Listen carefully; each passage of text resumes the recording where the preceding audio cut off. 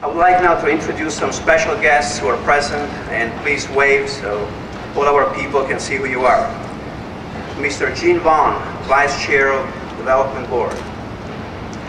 Houston City Council Member Eddie Weissman.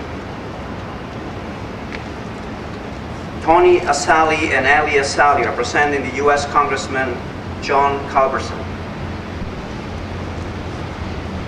Amy Trevino and Wendy Logo from the Office of State Representative Beverly Woolley. Adrian Collins, representing State Senator Rodney Ellis. I would also like to thank all the vendors and contractors who made the building possible. I can't name all of them, but I would like to especially thank the following. WHR Architects, Vaughn Construction Company, UT System Office of Facility Planning and Construction,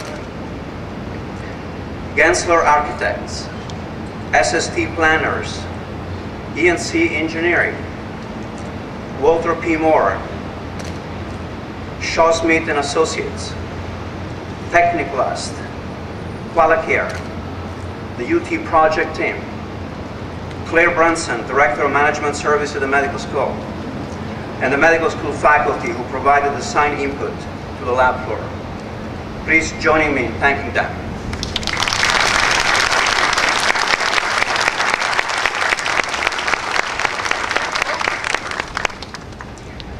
I would like now to introduce Dr. Jim Willerson, the president of our UT Health Science Center, to whom the medical school community is so grateful for securing not only the funding for this building, but the brightest future for our doctors, educators, and researchers. Please welcome our president.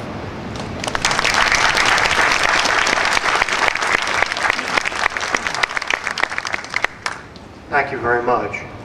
This is an emotional day for those of us who were here in June of 2001. And it's an emotional day for those of us here now, but a day of great optimism as well.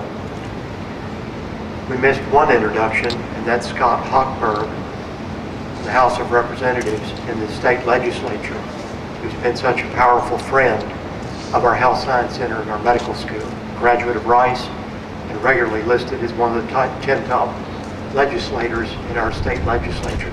Scott, we're grateful.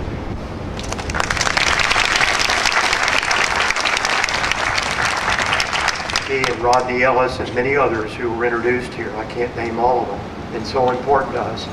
And our recovery in this building is primarily the result of the legislature's help and concern and passion for excellence and their dedication to making sure that we had the resources we needed. Well, that day in June 2001, I'd been president for 3 months. We were losing $13 million a year. We built nothing new in 25 years. And the most money we'd raised was $30 million. I got a call in the early morning hours that our medical school had been badly damaged by Allison. And Nancy, my wife, who's here, and I came over. As she looked at it, she started to cry. I wanted to, because it was clear that the building was damaged, very severely damaged. I asked about my research animals and those of others. The person who answered me said, "What animals?" "They're all dead. They're all drowned." These are animals we developed I had over many years. Some of them engineered to have different diseases. Our research tissues and records were gone. The structural damage was $165 million at a time we were losing money already and hadn't raised much.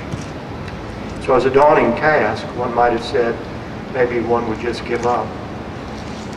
But we didn't, as you see, and people here, many of them on the stage, but many others who aren't here in the medical school and health science center, leaders of the medical center itself, the UT system, FEMA, which I learned a lot about, not all of it good, by the way, and the ability to break our flood cap insurance. We had $50 million in flood insurance, which we legally changed to be more. And in the legislature, there were about 2 years of discussions before we received $64 million. About $31 million to rebuild what we'd lost. About $33 million to build, expand, but build out of harm's way. FEMA said to me, Dr. Willerson, if you're stupid enough to rebuild and allow this to happen again, you'll not get one federal dollar in recovery. So the legislature understood and held it, and this is the result. Today we've built or are building 7 new buildings. We've raised over $700 million in new funds for recruitment and programs. We've recruited outstanding people, some of the best in the world as research scientists and educators, translational paper. This is another part of that rebuilding, some 200,000 square feet of research space. And we're grateful for it and grateful to the people and entities that I've mentioned. But the very most important thing now is to identify the outstanding, really outstanding scientists who are going to be committed to the war against human disease and its prevention. They're going to be proud to be part of the University of Texas and help us create, as Dr. Colacerda said, the very best in the world. The leadership of our medical school is in great hands in Dean Colacerda. And we have many fine scientists and educators. Many of them are here in the audience as I look around. And now we have a chance to add to their number. And other health science centers around the country and the world better get ready for a very stiff competition. Thank you.